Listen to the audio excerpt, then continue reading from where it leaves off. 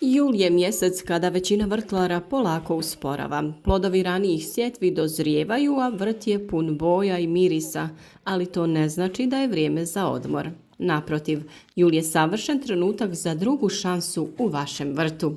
Ako znate šta možete saditi i koje poslove obaviti, osigurati ćete berbu sve do kasne jeseni.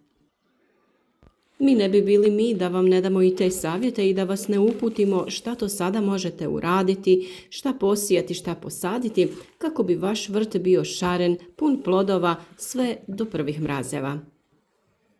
A šta se to može sijati i saditi u julu? Možda vam zvuči iznenađujuće, ali jul je itekako aktivan mjesec za sjetvu. Evo nekoliko biljaka koje odlično uspijevaju ako se posiju upravo sada. Jedna od njih je mrkva. Izaberite sorte koje sazrijevaju za 70 do 90 dana. Prije sjetve zemlju dobro zalijte i održavajte vlagu sve do nicanja. Druga biljka je niska boranija. Toplota joj prija i brzo će niknuti i donijeti rod. Idealno je sijati je u redove gdje su ranije bile salate ili luk. Julska sjetva cikle daje slatke i sočne plodove u septembru i oktobru. Možete je koristiti kao mladu za salatu, te praviti od nje različite salate koje ćete kiseliti za zimu ili pripremiti sok.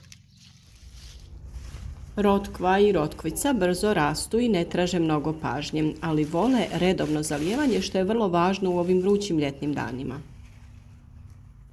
Blitva je sjajna za drugu polovinu sezone. Berete ju po potrebi, a do nicanja je potrebno održavati zemlju vlažnom. Ukoliko imate priliku da ju posadite u sjenu neke druge biljke, to bi bilo odlično. Sada se priprema i presadnice zimske salate za jesenju sadnju. Sijete ju u hladovinu ili polusjenu, a presađujete krajem augusta. Ukoliko imate mjesta u vrtu, možete to uraditi direktno u tlo, a ukoliko nemate mjesta, možete ju uzgojiti i u nekim posudama kao presadnice. Tu su i neki začini poput kopra, peršuna, matičnjaka, biljke koje se lako siju direktno u zemlju i donose svježinu jesenjih jela. Pored direktne sjetve, postoji mnogo gotovih presadnica koje sada možete posaditi.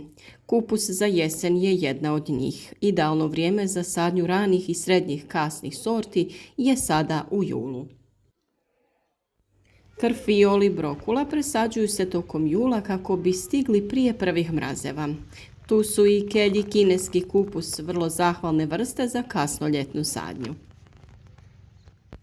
Savjet za presađivanje presadnica koji je obavezan posebno u ovo doba godine. Sadite ih navečer ili po oblačnom danu kako bi se prilagodile novim uslovima. Dobro ih zalijte sipanjem vode u sadnu rupu prije postavljanja presadnica, te nakon sadnje obilno i naravno obavezna zaštita malčem.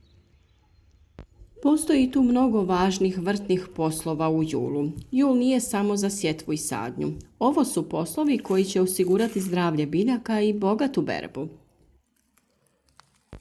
Prvo, zalijevajte, ali pametno. U julu temperature skaču, a biljke vape za vodom. Zalijevajte ih u ranim jutarnjim satima ili kasno navečer. Izbjegavajte prskanje po listovima po jakom suncu. To naime može izazvati opekotine po listovima. Idealno je zalijevanje uz korijen i u većim količinama, ali rijeđe, nego svaki dan pomalo.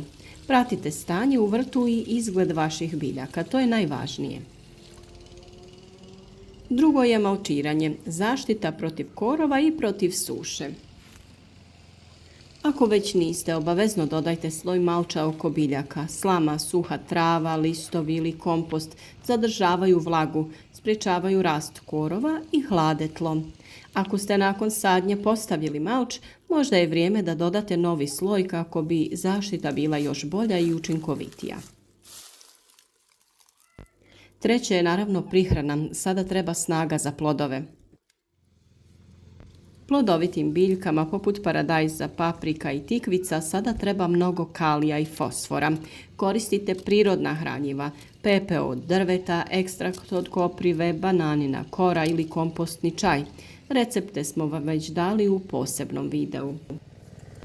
Četvrti važan korak jeste skidanje starih i bolesnih listova na biljkama. Biljke treba da dišu, redovno uklanjanje donjih listova paradajza, požutjele listove krastavaca i sve što izgleda bolesno ili oštećeno. Peti korak je zasnivanje gredica za jesen. Isplanirajte gdje ćete u avgustu sijati špinat, rukolu, zimski luk, zimski grašak. Priprema zemljišta počinje već sada. Nemojte misliti da ste zakasnili. Vrt u julu nije kraj sezone, nego nova prilika. Uz malo truda sada uživat ćete u svježim zdravim plodovima i kada drugi vrtlari već zatvore svoje bašte. Bašta treba biti mjesto gdje idete odmoriti dušu, razgibati tijelo i na kraju brati obilje plodova u kojima ćete uživati. Znam da se čini kao neprestani posao, ali isplati se, vjerujte. Kada napravite osvježavajuću salatu, skuhate neko jelo puno nutrijenata, spremite zdrave i ukusne plodove za zimu, srce je puno, a i duša. Mi smo uz vas tu da vam uvijek damo savjete koji su u određenom trenutku potrebni, tako da se nadamo da su vam i ovi savjeti sada dobrodošli. Za sve druge savjete družite se s nama na našem YouTube kanalu svaki dan kada objavljujemo novi video savjet koji će vam biti od velike koristi u vašem radu u vrtu. Lijep pozdrav!